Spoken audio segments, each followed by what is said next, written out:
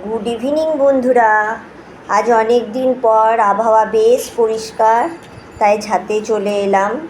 ক্রমাগত বৃষ্টির ফলে এই ছাতের গাছগুলোর অবস্থা খুবই খারাপ।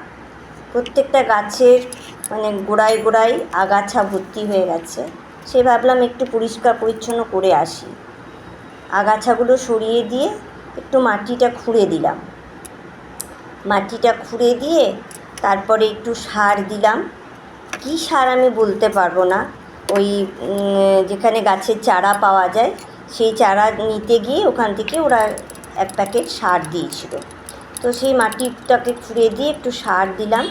সার দিয়ে ছিপছিপিয়ে একটু জল দিলাম, বেশি জল দিলাম না, কারণ মাটির ভেতরটা মনে হচ্ছিলো যে এখনও ভিজে ভিজে আছে।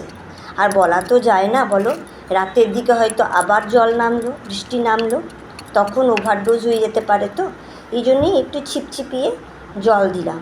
দেখো, গাছগুলোকেও দেখে যেন মনে হচ্ছে যে এতদিন ক্রমাগত বৃষ্টির ফলে না, বৃষ্টির জল খেতে খেতে যেন ওরাও যেন হাঁপিয়ে উঠেছে।